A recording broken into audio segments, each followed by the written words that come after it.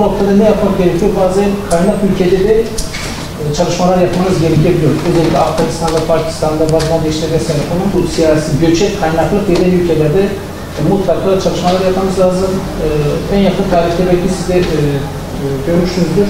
Ülkemizde mesela bu ülkelere bir yardımcı gönderildi. Bunlar mesela aslında şey için gönderiliyor arkadaşlar. Buradaki göçü kaynağında çözmeye yönelik yapılan faaliyetlerdir. Yani oradaki meydana gelen ekonomik istikrarsızlıklar olsun, siyasi istikrarsızlıklar olsun, işte hiçbir şekilde bizi ilgilendirmiyor, biz niye karışıyoruz diyemeyiz.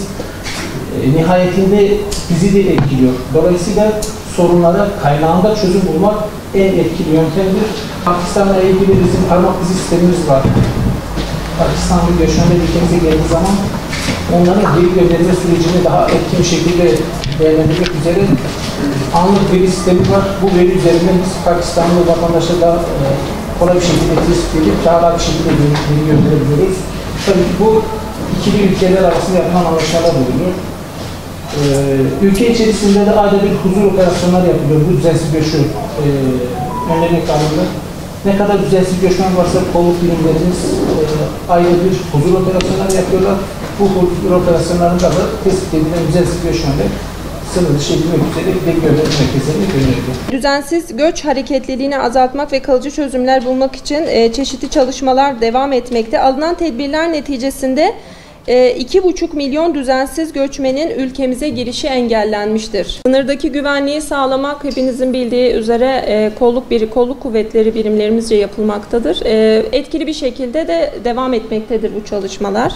Düzensiz göçle mücadele kapsamında valilik koordine toplantıları, yabancı takip sistemi, ulusal destekli gönüllü geri dönüş mekanizması, düzensiz göçle mücadeleye yönelik huzur operasyonları yapılmaktadır. Ama Pakistan'da olsun, Bangladeş'te olsun oradan ülkemize yönelen göç hareketi tamamen ekonomik nedenlerle gerçekleşiyor.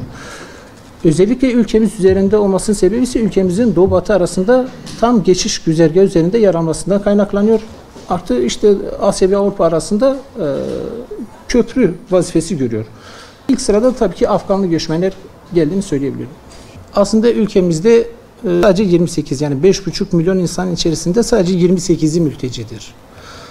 Mülteci nedir arkadaşlar? Irkı, dini, tabiyeti, belli bir sosyal gruba mensubiyeti ya da siyasi düşüncelerinden dolayı kişi ülkesinden ayrılmış ya da ayrılmaya zorlanmış ve bir korku yaşıyor. Bu korku nedeniyle ülkesine dönemiyor. Bu kişi eğer Avrupa ülkelerinden geliyorsa, Avrupa ülkelerinden kasıt Avrupa Konseyi'ne üye olan ülkeler.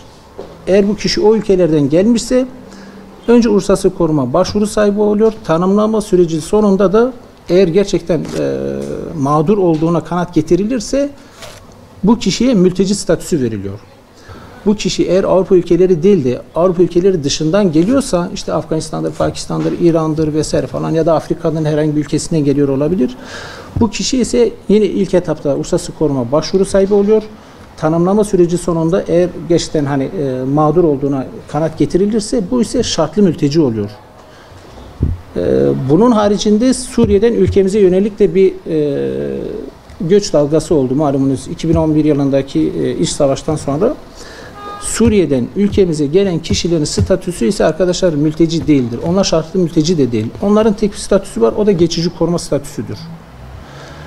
Bu statüler çok önemli. Yani her ne kadar işte yazılı ve görsel medyada bütün hepsi için mülteci kavramı kullanılsa da aslında sadece Suriye'den gelenlere biz geçici koruma diyoruz. Mülteci dediğimiz gibi ülkemizde sadece yanılmıyorsam 28 kişi tek var. Tüm ülkemizde yani mesela 5,5 milyona yakın yabancı var ülkemizde. Bunun 1 milyon 427 bini ikamet izniyle kalıyor. İşte geçici koruma kapsamında 3 milyon 764 bin kişi kalıyor. Uluslararası koruma kapsamında da 320 bin kişi kalıyor.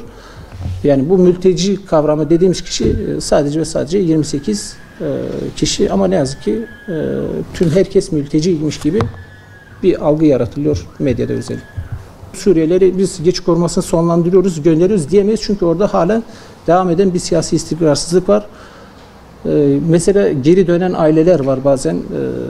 Uluslararası basına da yansıyor bu. Geri dönen aileler ne yazık ki insanlık dışı muameleye tabi tutuluyor. Uluslararası hukukta hem uluslararası hukukta hem de bizim iç hukukta geri gönderme yasağı var.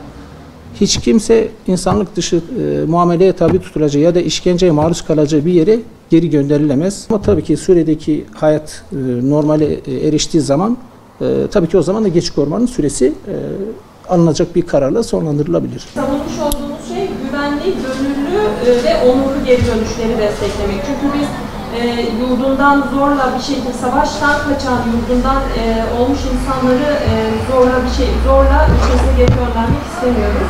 Sınırda oluşturulan güvenli bölgelerdeki çalışmalardan sonra yarım milyona yakın gönüllü bir geri dönüş oldu. Bu şu an güncel bir sayı ve hala bu rakam her geçen gün biraz daha artmakta. Yabancılar belirtilen adreste ikamet ediyor mu etmiyor mu diye. Bu noktada da yani biz ülke olarak özellikle kamu düzeni ve kamu güveni sağlanmasında etkin bir şekilde kolluk birimlerimize faaliyetlerimizi yürütüyoruz. Özellikle bilmenizi istiyoruz. Ülke genelindeki nüfus hareketliliğini azaltmak amacıyla geçici koruma kapsamındaki Suriyelilere yol izin belgesi diye bir uygulamamız var. Bir yabancı bir ilden başka bir ile gitmek istediği zaman İl Göç İdaresi Müdürlüğü'nden izin almak zorundadır.